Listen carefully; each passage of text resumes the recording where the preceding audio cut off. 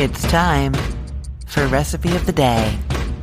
Happy Friday. We made it, and I have the perfect fun but easy recipe for you. This is burger bowls, and I know I've mentioned this recipe to you so many times at this point.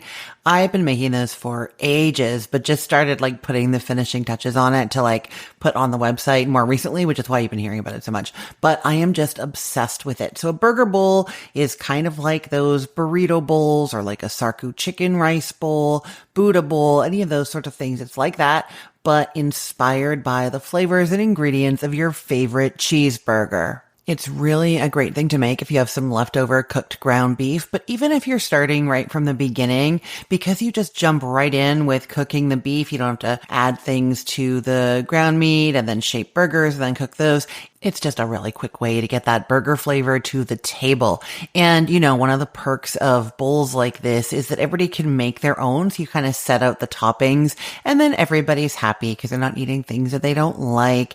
And I really like doing this when my kids have friends over because then I don't have to pre-check what their likes and dislikes are and try to figure out what we're having. I can put out the things for these bowls and they're all going to find things that they like.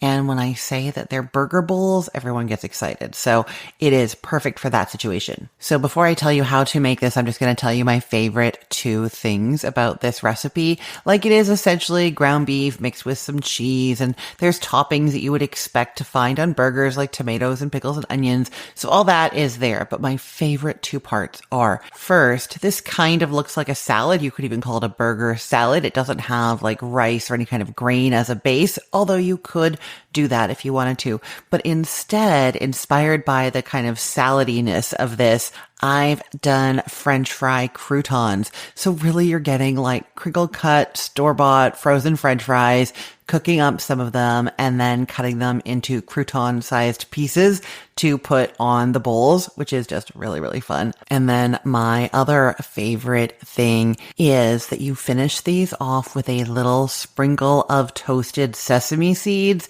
So it kind of has that little bit of flavor from, that famous Big Mac with the sesame seed bun, that kind of thing. That's what we're going for here. And it really is that little touch that it kind of tastes like a burger bun. Oh, I guess there's one more thing that I really love about this burger is that there is a quick homemade secret sauce or burger sauce on here, and it's made with mayonnaise and ketchup as usual and relish as usual, but I love using dill pickle relish for this. It's just over the top, extra delicious. If you don't have relish, you can instead chop up some pickles and mix it with a little bit of vinegar and sugar and use that instead, or you can buy Thousand Island dressing or Russian dressing, or sometimes if you can find burger sauce at the store, you can buy that instead.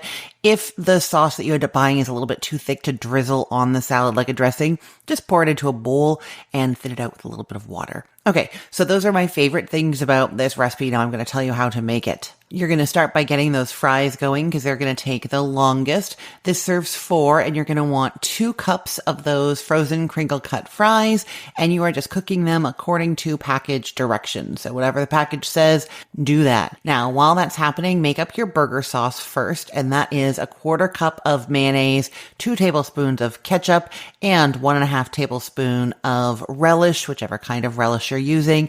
Mix that up and then set it aside. And then we're going to cook that beef. So heat a skillet over medium-high heat and add 1 pound of lean ground beef, 1/2 teaspoon of salt and 1/2 teaspoon of pepper. And then you're just going to kind of stir that around a bit and then leave it alone for a few minutes. Let it start to brown underneath and then flip and stir and keep cooking until it is no longer pink inside, just giving it a little stir every now and then. Then to that, you are adding 2 tablespoons of ketchup and 2 teaspoons of mustard. And also you're going in with some cheddar cheese, 1 cup of cheddar cheese, and then you're going to need a little bit more for a garnish. Now, I have a few things to say about this. If you think adding ketchup and mustard to the ground beef is strange, trust me, it's amazing. But if you don't want to trust me, instead, you can do 2 tablespoons of barbecue sauce, and that gives kind of that nice association of like a grilled burger. You know what I mean? So you could totally do that. And then the other thing I'm going to say is I really like processed cheese on a burger, like American cheese. And so instead of the cheddar added to the ground beef, you can actually add in some American cheese. You want 4 to 6 slices cut up, and then you stir that into the hot beef. It makes it really creamy. You could also do like a Velveeta would work in there. So yeah, you could do that more like creamy, oozy kind of thing if you like that direction for your burger flavor. Okay, once you've added the condiments and the cheese to the beef, you take that off the heat. Give it a taste. You might want to add more salt, but I just want to caution you that we are putting pickles onto this burger bowl, and the burger sauce, both of which are a little bit salty. And so it might be okay if the ground beef mixture is slightly not, because it's going to be getting that extra salt. Now, in between, while all that is happening, you could have been getting your toppings ready. Lettuce, tomato, red onions, pickles chopped up. There's the toasted sesame seeds. If you don't have them toasted, you could toast those. It's very easy. Just in a little nonstick skillet, put some in there and heat over medium heat, stirring often until they start to brown, like most of them are brown. And at that point, you want to immediately scrape them into a bowl because you want them to stop cooking, and they will keep cooking if they're in contact with the skillet. So you can be doing that. There's other variations, of course, that you can do for these burger bowls. Like anything you love on a burger is going to be great here. You can have some bacon bits ready to go, or cook up bacon. You could do some sauteed mushrooms, or, I have a recipe for mushrooms in the air fryer. You could just like put the mushrooms in there. You don't even have to slice them first, and they will just cook beautifully in the air fryer. Oh, and if you're doing mushrooms, maybe you want to do like more of a Swiss cheese feel to these instead. So instead of that cheddar or processed cheese with the meat, you could have done shredded Swiss cheese. You could make this more of like a California burger bowl by doing some guacamole, sliced avocado. Oh, you know what? I have a recipe for bacon wrapped avocado wedges. That would be amazing on top of this salad. So yeah, any kind of burger toppings that you want to add, you can do here. But the recipe has just the lettuce, tomato, and red onion and pickles. So when everything is done, you get those fries out of the oven, transfer them to a cutting board and cut them into crouton sized pieces. So you're going to cut each fry into like 3 or 4 pieces, right? And then you're going to divide 2 cups of romaine lettuce between 4 bowls.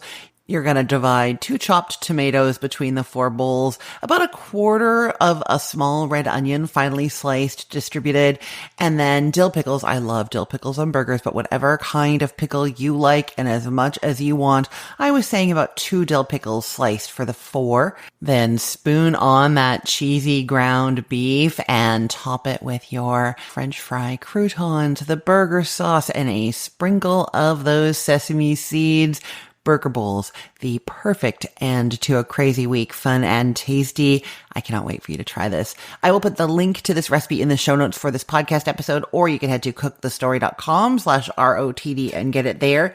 Everything there is arranged by date, so it's helpful to know that today is April 25th of 2025. I am Christine Pittman from cookthestory.com, thecookful.com, the all-new chicken cookbook, and from this podcast, Recipe of the Day. I hope you have a great day. Let's get cooking.